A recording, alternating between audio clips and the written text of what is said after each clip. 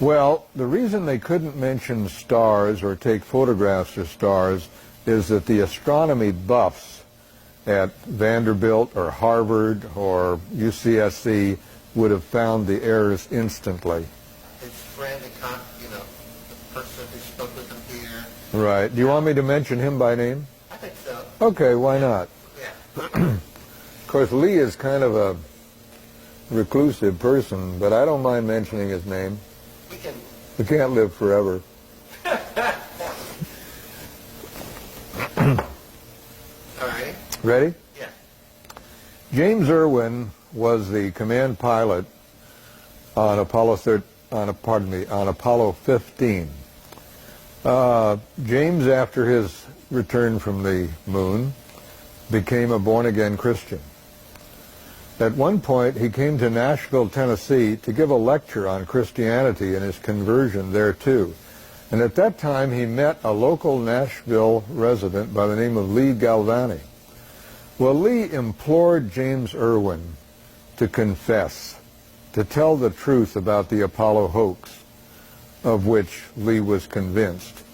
Well, evidently, he made some inroads into Jim Irwin's conscience, because in August of 1991, James Irwin called me at my home. And he said, I understand you've written a book called We Never Went to the Moon. He says, come to think of it, this phone could be tapped. He says, I want you to call me at my home on Friday in Colorado Springs, Colorado. So I said, okay, Jim, I'll call you. And he gave me his home phone number. Well, when I called him on Friday, James Irwin was dead. He had died of a heart attack.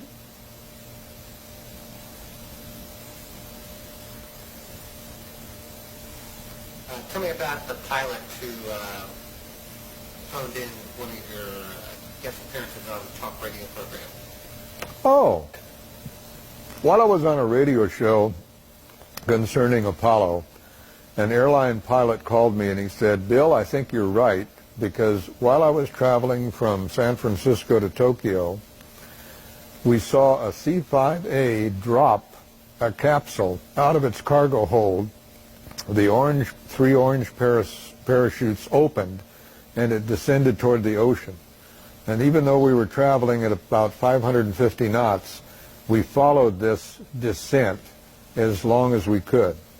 When the command capsule returns to Earth, the atmosphere causes it to become red hot due to friction at high speed. Well, when a command capsule strikes an ocean, which is about 50 degrees Fahrenheit, this red hot capsule should have turned a large volume of seawater into steam instantly. Just like when you pour water into a hot pot on the stove, it's called flashing into steam. But in all of the photographs showing the capsule hitting the water, there's no indication whatsoever of any steam, of any indication that the capsule was really red hot. On December 7th, 1975, I was invited to discuss my book at radio station KOME in San Jose, California. The moderator or talk show host was Victor Bach. About halfway through the broadcast, the engineer came into the control room, or the room where we were giving our information, and he said, we're off the air. Subsequent investigation indicated that someone in a helicopter had dropped napalm on the KOME transmitter in the Gilroy Hills, causing $250,000 worth of damage and effectively cutting off the station from the air for 3 days.